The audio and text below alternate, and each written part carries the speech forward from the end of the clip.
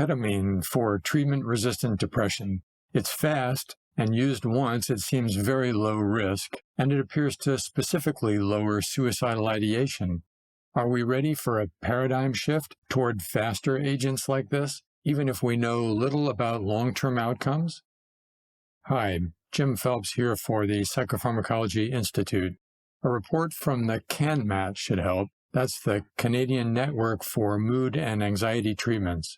The CANMAT has previously published detailed guidelines for the treatment of depression and bipolar disorders. Now their 20-author review of the ketamine literature has been published in the Canadian Journal of Psychiatry. Let's look at the CANMAT grading system so you know what their recommendations mean. They have 4 levels of evidence, which serves as a nice reminder for us of the hierarchy of evidence from solid to shaky. CANMAT's Level 1 means a meta-analysis found multiple studies with very similar findings, or there are at least 2 randomized trials with more than 30 patients in each treatment arm, big ones.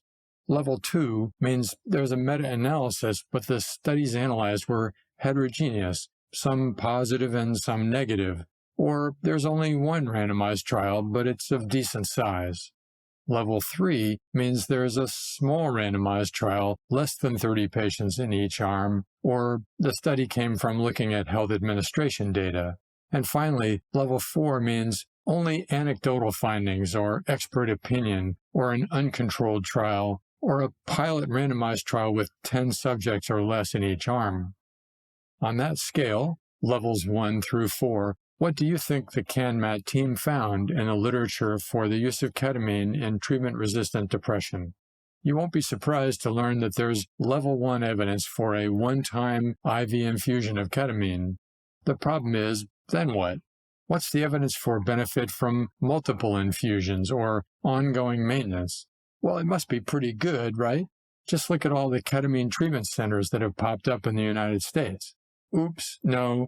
Evidence for benefit from repeated administrations of IV ketamine, according to this CANMAT review, is level 3, no more than 1 small randomized trial. Thus, the authors seem to be pointing away from ongoing or maintenance use of a series of IV administrations. For example, one of their recommendations is to start a previously untried antidepressant at the same time as a one-time infusion, even though this approach has not really been studied as such. And what about intranasal S-ketamine? Use of this form of ketamine has already received approval from Health Canada and the U.S. Food and Drug Administration and the European Medicines Agency. The authors of this new review confined it to IV ketamine, but they did note that evidence so far suggests non-inferiority of the intranasal form relative to the IV route. One more interesting detail, and then we'll conclude here with other recommendations from the authors. What about ketamine versus electroconvulsive therapy, ECT? Well, back when ketamine for depression was first being studied, I had some patients whom I thought might have been candidates, but there was nowhere to get it, let alone have it paid for by their insurance. So I thought, hey, let's request ECT, but hold the electricity part. Just use ketamine as the anesthetic and stop there. Amazingly, I couldn't convince insurance companies to pay for this, and only just now is ketamine versus ECT being studied in 2 head-to-head trials. These are due for completion in late 2022 and early 2023. How about using ketamine as the anesthetic with ECT? Does ECT work faster? Several meta-analyses cited in this CANMAT review found that, yes, ECT responses are better early on with ketamine anesthesia, but adverse effects are more common than with standard anesthetic protocols.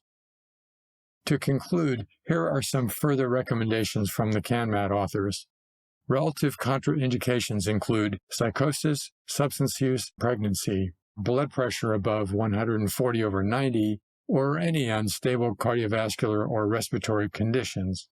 The administering facility should have the ability to provide advanced cardiac life support, including necessary equipment and trained personnel, but an on-site anesthesiologist is not required. Antidepressants that are already underway can be continued, though increased caution is warranted with MAOIs regarding blood pressure.